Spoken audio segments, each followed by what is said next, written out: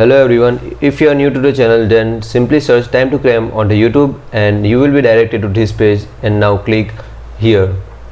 Now as you can see this page, now click on the playlist so you can explore all the videos here in the playlist form of each chapter. To watch any particular lecture like acid, base and salt, then simply click on the playlist as you can see here, and you will be able to see all the video of that particular chapter.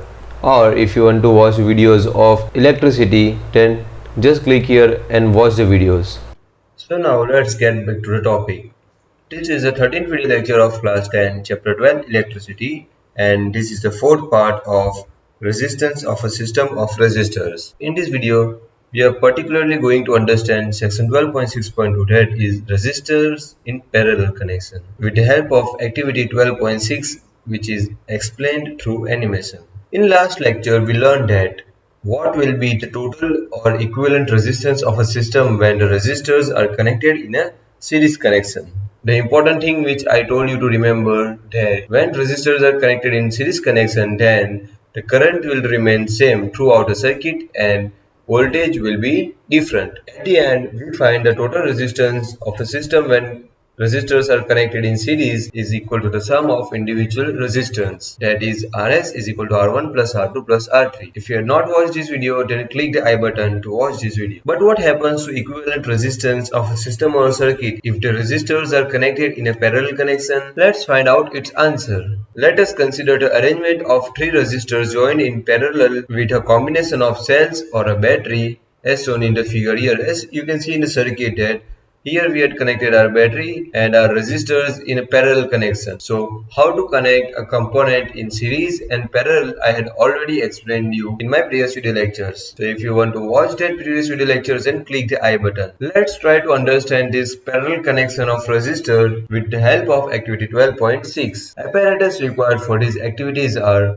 three resistors of 10 ohms, 20 ohms and 30 ohms, a 9 volt battery, ammeter, pitch, voltmeter and some connecting wires. First, make a parallel combination XY of three resistors, resistance R1, R2 and R3 respectively. So here you can name this point X and this point as Y, and you have to leave this space.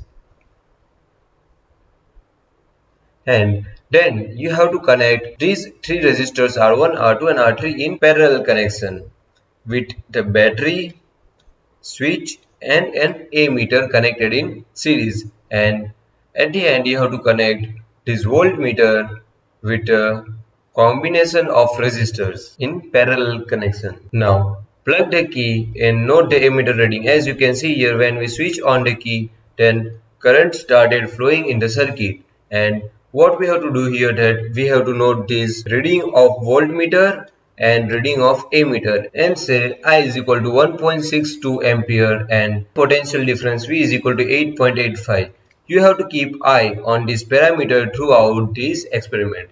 So what we notice here, that when we switched on the key, we note that the total current of the circuit is equal to 1.62 ampere and voltage is equal to 8.85 volts. The potential difference across each resistor is also V. So now the interesting part comes here, that the potential difference across each resistors will remain as V. What does it mean? That if you keep your voltmeter in parallel connection with R1 or R2 or R3, you will get same reading as in the first case, that is 8.85 volts. Let's check it by connecting the voltage across each individual resistors, and with that we will also monitor the ammeter reading by connecting ammeter with individual resistance. So let's understand it through animation. So here we connected our circuit, and as you can see here, first we had connected our voltmeter and ammeter with first resistor R1, and here we have to note a reading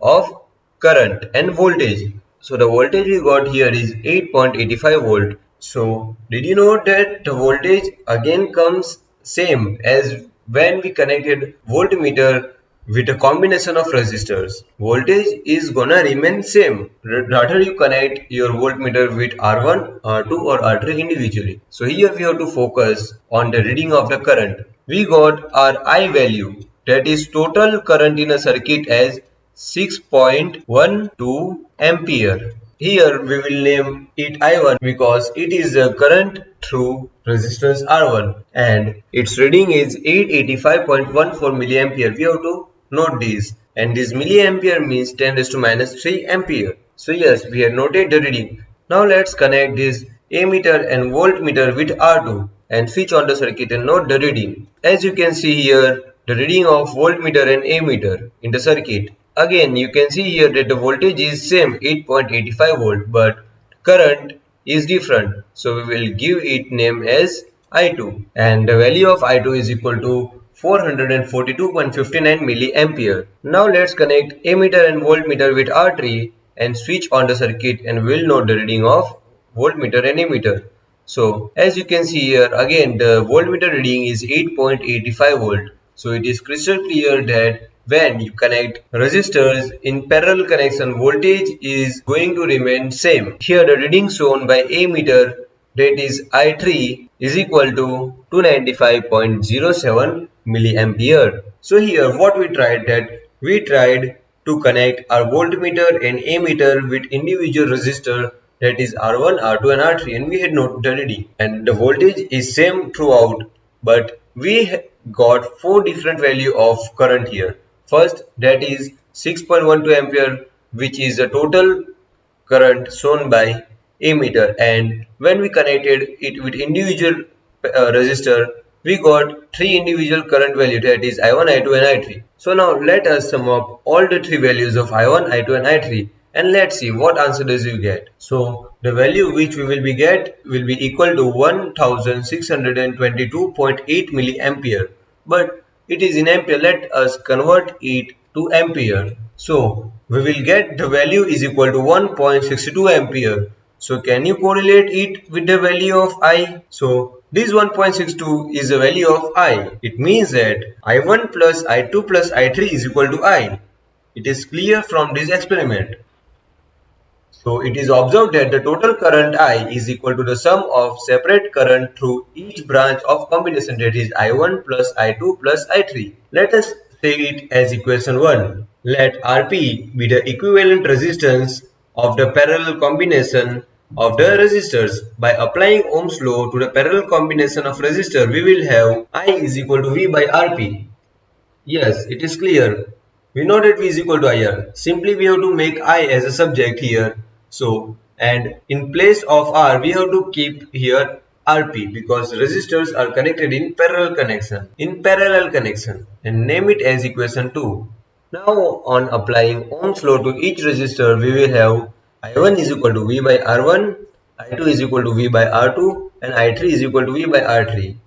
Why we have taken V? Because voltage or potential difference is same in parallel connection, and here we had applied Ohm's law on individual resistor.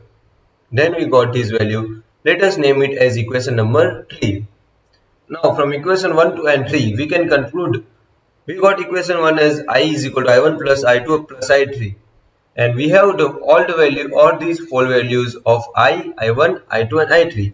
Just we have to put it in this equation number 1, then we will got V by Rp is equal to V by R1 plus V by R2 plus V by R3. Now you can see here that V is common in LHS and RHS. So we will cancel out this V and we will get the next equation as 1 upon Rp is equal to 1 upon R1 plus 1 upon R2 plus 1 upon R3. And this is what we are finding for. This is the reciprocal of total resistance or equivalent resistance of system of resistors connected in a parallel connection.